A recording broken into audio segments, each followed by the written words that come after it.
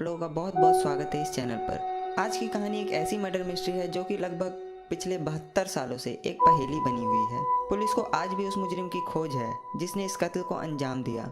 न जाने कितने ही जहीन दिमागी पुलिस अफसर, डिटेक्टिव और यहाँ तक कि अमेरिका की सबसे बड़ी इन्वेस्टिगेशन डिपार्टमेंट FBI के कई अफसरों ने इस मर्डर मिस्ट्री को सुलझाने की कोशिश की, पर कोई फ़ायदा नहीं हुआ। वो कातिल कौन है, ये आज 72 सालों के बाद भी एक राज बना हुआ है। आज की कहानी एक ऐसी लड़की के कत्ल की कहानी है जिसे जिंदा रहते हुए वो कामयाबी, वो शोहरत हासिल नहीं हुई जिसकी वो हकदार थी और जिसके लिए वो कोशिश कर रही थी, जो कि उसे उसकी मौत के बाद हासिल हुई। दुनिया में बहुत ही कम ऐसे केस है जिसे मीडिया ने इतनी तवज्जो दी कि लगातार 4 महीनों तक उस खबर को हर अखबार के फ्रंट पेज पर छापा गया। ये अमेरिका के 22 साल की ऐसी लड़की की कहानी है जिसका सपना था कि वो हॉलीवुड में काम करे और एक कामयाब एक्ट्रेस बने। ये कहानी अपने आप में अलग इसलिए भी है क्योंकि इस केस की छानबीन के दौरान अलग अलग वक्त में लगभग 60 लोग पुलिस के पास आए और कहा कि ये कत्ल मैंने किया है। ये भी एक हैरानी वाली बात है। बात 1947 की है, जिस साल हमारा देश आज़ाद हुआ। 15 जनवरी 1947 को करीब सुबह 10 बजे बैटी बरसिंगर नाम की एक महिला अपनी 3 साल की बेटी के साथ लॉस एंजलिस के लीमेंट पार्क नाम के एक इलाके से गुजर रही होती है। जब वो लीमेंट पार्क के नॉर्थ एवेन्यू के पास पहुंचती है तो चलते चलते उसे अचानक अपने साइड की झाड़ी में एक लड़की लेटी हुई नजर आती है। उसे कुछ समझ नहीं आता तो वो थोड़ा और करीब जाकर देखती है तो उसे एक बेहद ही खूबसूरत एकदम सफ़ेद लड़की नज़र आती है। उसे लगता है कि वहाँ कोई मैनिक्विन पड़ी हुई है जिसे किसी ने वहाँ लाकर फेंक दिया है। तब वो थोड़ा और पास जाकर देखने की कोशिश करती है तो उसकी चीख निकल जाती है और डर से बदहवास होकर वो वहाँ से भागती है। उसकी वजह ये थी कि उसने जो वहाँ देखा वो यकीन करने लायक नहीं था। उसने देखा कि झाड़ी के पास एक लड़की है जो कि लेटी हुई है। उसके सर से कमर तक का हिस्सा अलग पड़ा हुआ है और कमर से नीचे का हिस्सा वहीं पे दूसरी जगह पड़ा हुआ है। यानी एक डेड बॉडी के 2 हिस्से वहाँ पड़े थे, पर अलग अलग जगह पर। उसको जिसने भी मारा था उसने उसके शरीर के 2 हिस्से कर दिए थे, कमर से सर तक का हिस्सा एक तरफ और कमर से नीचे का हिस्सा एक तरफ। उसके बाद वो महिला फ़ौरन वहाँ से भागती है और पास के एक घर से जाकर पुलिस को कॉल करती है। उसके बाद LAPD Los Angeles police department फ़ौरन वहाँ पहुँचती है। लाश को देखने के बाद वहाँ की पुलिस भी दंग रह जाती है। उस लाश की एक खास बात यह थी कि उस लाश के 2 टुकड़े तो किए गए थे मगर खून का एक भी बूंद वहाँ पर नहीं था। लाश के शरीर पर एक भी कपड़ा नहीं था और उस लाश के सीने और जांघ पर कई कट्स के निशान थे और उसके चेहरे पर होठ के कोने से लेकर कान तक दोनों तरफ एक कट का निशान बनाया गया था, जैसे कोई स्माइली फेस बनाने की कोशिश करता है। उसके घुटने पर से भी एक मांस का टुकड़ा काटा गया था, जो बाद में इन्वेस्टिगेशन में पता चला कि ऐसा उसकी पहचान छुपाने के लिए किया गया था क्योंकि वहाँ पर एक गुलाब का टैटू बना हुआ था। उसकी बॉडी से कुछ अंग भी निकाल लिए गए थे और सारा खून निकालकर बॉडी को अच्छी तरह पानी से साफ भी किया गया था। इससे पुलिस के लिए एक बात तो साफ थी कि इसका कत्ल कहीं और किया गया है और बाद में बॉडी को यहाँ लाकर फेंक दिया गया है।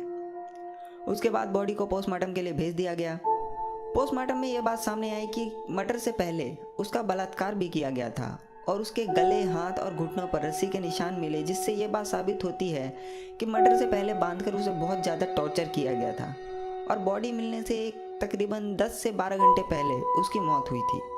अब पुलिस ने छानबीन शुरू की तो जो सबसे पहले उनका मकसद था वो थी लाश की पहचान करना, पर उसमें ज़्यादा टाइम नहीं लगा और सिर्फ 60 मिनट के अंदर उसकी पहचान सामने आ गई। और उसके 2 कारण थे। पहला कि उसने एक बार किसी आर्मी विंग में जॉब के लिए अप्लाई किया था और दूसरा कि 1943 में उसे एक बार पुलिस ने अंडर एज ड्रिंकिंग के लिए अरेस्ट किया था। तब उसकी उम्र 19 साल थी, क्योंकि अमेरिका के कानून के मुताबिक आप जब तक 21 साल के नहीं हो जाते तब तक आप ड्रिंक नहीं कर सकते। उसके बाद उसे वार्निंग देकर और कुछ फाइन देने के बाद छोड़ दिया गया। तो पुलिस के पास उसके सारे फिंगरप्रिंट्स और डाटा उनके रिकॉर्ड्स में मौजूद थे। उसके बाद उस लड़की की पहचान सामने आती है।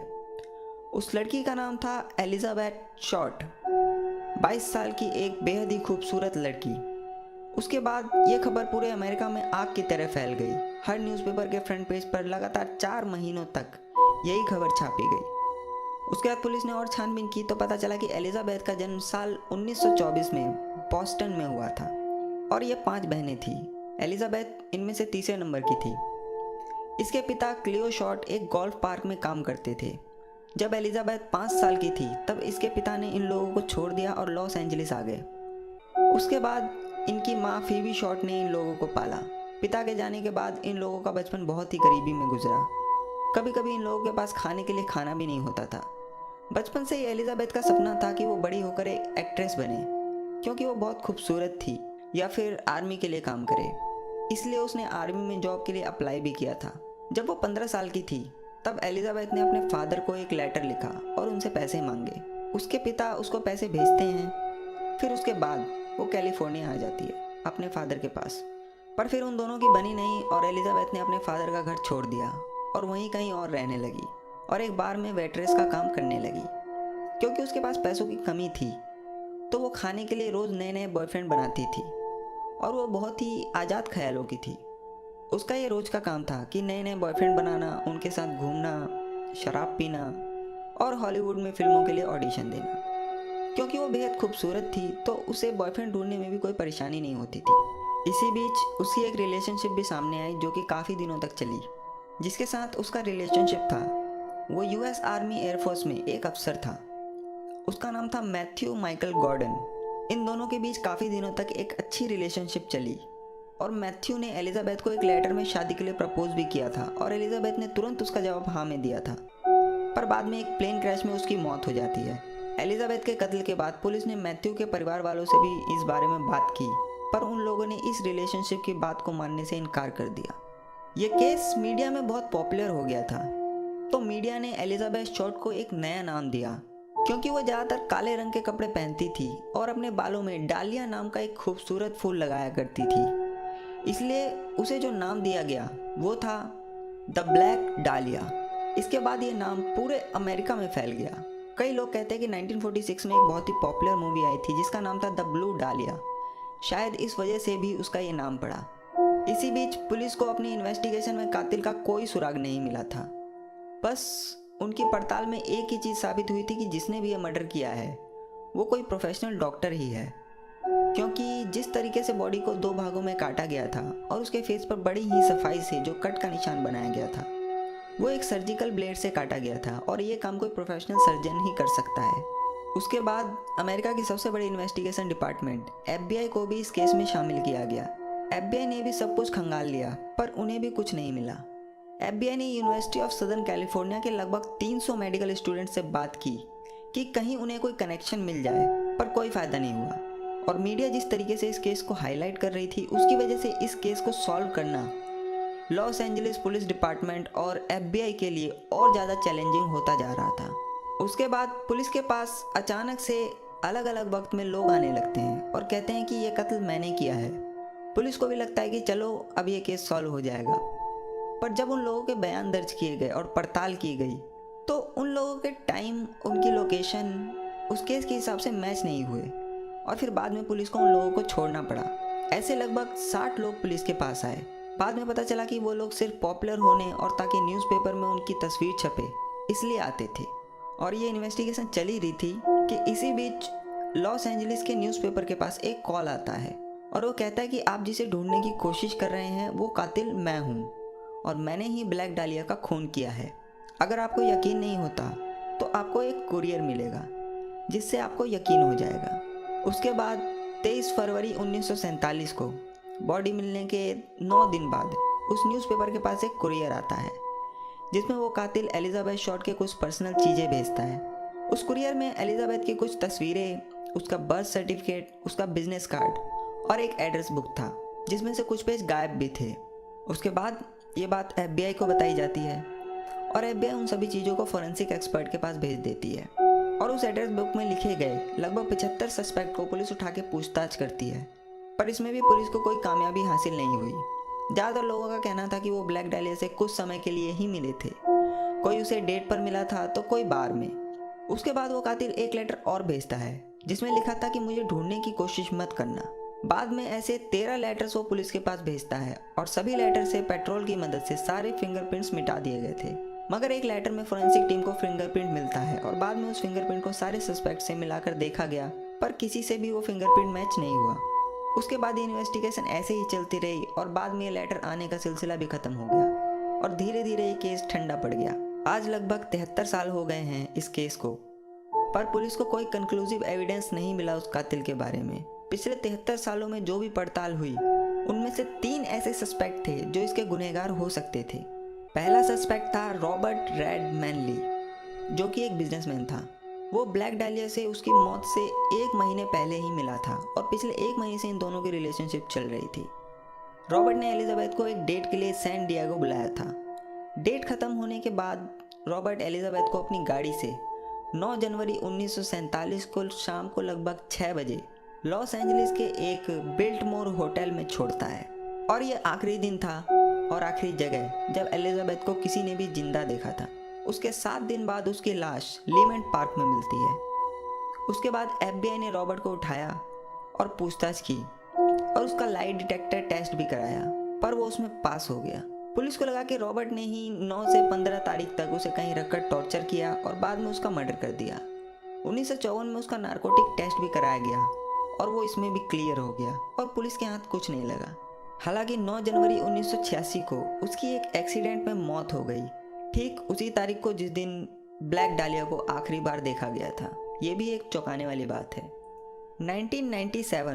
1997 में एक डिटेक्टिव का इंटरव्यू किया गया जिसका नाम था राल्फ एस्टेल, जो कि इस ओरिजिनल केस के आखिरी डिटेक्टिव थे। उनके इंटरव्यू के अनुसार उन्होंने उस कातिल को ढूंढ लिया था जो कि दूसरा सस्पेक्ट था और जो इस कत्ल का गुनहगार हो सकता था। डिटेक्टिव ने इंटरव्यू में खुलासा किया कि उसने ब्लैक डालिया की बॉडी मिलने के 1 हफ्ते के अंदर ही कातिल को ढूंढ लिया था। उसे कुछ टिप्स मिले थे कातिल के बारे में और उसे अपने सोर्स से ये भी पता चला कि जिस रात वहाँ पर लाश फेंकी गई थी उस रात वहाँ पर एक काले रंग की कार देखी गई थी और उस कार को बाद में उसने ढूंढ भी लिया था, जिसे छुपाने के लिए कार मालिक ने उसे दोबारा से पेंट भी कराया था। पर क्योंकि उसके पास कुछ पुख्ता सबूत नहीं थे, बस कुछ टिप्स के अलावा, इसलिए वो उस कातिल तक पहुंचने में असंभव रहा। पर उसने ये दावा किया कि उस रात जिस आदमी को देखा गया था और जिसकी वो कार थी वो ही ब्लैक डालिया का असली कातिल था। अब तीसरा और सबसे अहम सस्पेक्ट था डॉक्टर जॉर्ज होडेल। इस केस की तफ्तीश के दौरान कई बार जॉर्ज होडेल से पूछताछ की गई, पर सिर्फ स्टीव होडेल के अलावा किसी ने भी पुख्ता तौर पर उसे ब्लैक डालिया का कातिल नहीं माना। स्टीव होडेल उन डिटेक्टिव में से था जिसने इस केस पर काम किया था। वो लगभग 300 से ज़्यादा केस पर काम कर चुका था। 1999 में स्टीव होडेल ने एक किताब लिखी और उसमें दावा किया कि ब्लैक डालिया का कातिल और कोई नहीं बल्कि उसका अपना पिता डॉक्टर जॉर्ज होडेल ही है। और इसके पीछे कई कारण थे। सबसे बड़ा कारण था उसका डॉक्टर होना। उसका पिता जॉर्ज होडेल एक बहुत ही अमीर डॉक्टर था और लॉस एंजलिस में उसका एक अपना प्राइवेट क्लिनिक भी था। उसने अपने घर में एक सीक्रेट रूम भी बना रखा था जहाँ पर वो लोगों का इलाज करता था और उस रूम में बिना उसकी इजाज़त के किसी का भी जाना अलाउड नहीं था। हालांकि वो एक प्रोफेशनल सर्जन नहीं था, पर उसने कई मेडिकल कॉलेज से सर्जन बनने की ट्रेनिंग ली थी। 1991 में डॉक्टर जॉर्ज होडेल के मरने के बाद उसके बेटे को उसके सामान में से 2 तस्वीरें मिली थी जो कि उसे लगता था कि वो ब्लैक डालिया की फ़ोटो है। बाद में उन फोटो को फॉरेंसिक एक्सपर्ट से दिखाया गया तो उन्होंने 85% तक दावा किया कि ये एलिजाबेथ की तस्वीर नहीं है। पर 2014 में एक अलग एक्सपर्ट ने फेशियल रिकॉग्निशन सॉफ्टवेयर की मदद से ये साबित किया कि 90 से 95% तक ये एलिजाबेथ शॉर्ट की ही तस्वीर है।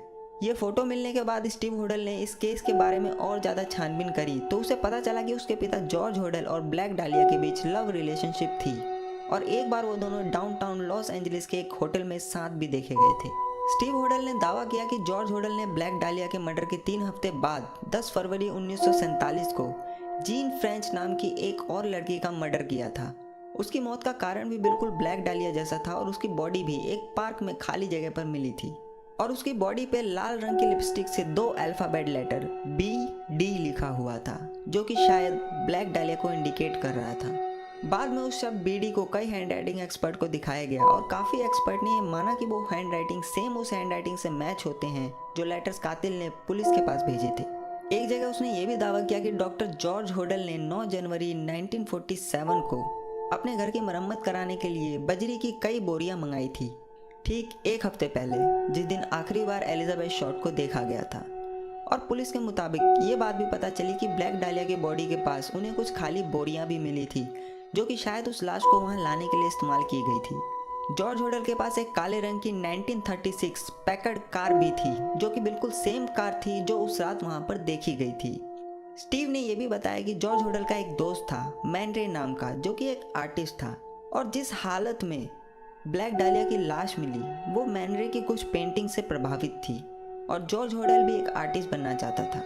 तो क्या ब्लैक डालिया का जैसे मर्डर हुआ और उसकी बॉडी जिस हालत में पाई गई वो क्या सिर्फ जॉर्ज होडल के आर्टिस्ट बनने की सनक का एक एक्सपेरिमेंट था? ये आज भी एक राज बना हुआ है। स्टीव होडल की एक छोटी बहन थी तमार होडल। उसने एक बार जॉर्ज होडल पर यौन शोषण और बलात्कार का आरोप लगाया था, पर सबूतों के अभाव में कोर्ट ने जॉर्ज होडल को इन आरोपों से बरी कर दिया। उसके बाद 1950 में जॉर्ज होडल लॉस एंजलिस छोड़ फिलीपींस में बस गया, और ठीक उसके 17 साल बाद 1967 में मनीला फिलीपींस के एक पार्क में खाली जगह पर पुलिस को एक डेड बॉडी मिलती है, सेम जैसे ब्लैक डालिया की मिली थी। और जहां वो बॉडी मिली थी उससे महज आधा किलोमीटर दूर जॉर्ज होडल का घर था, जहां वो फिलीपींस में रहा करता था।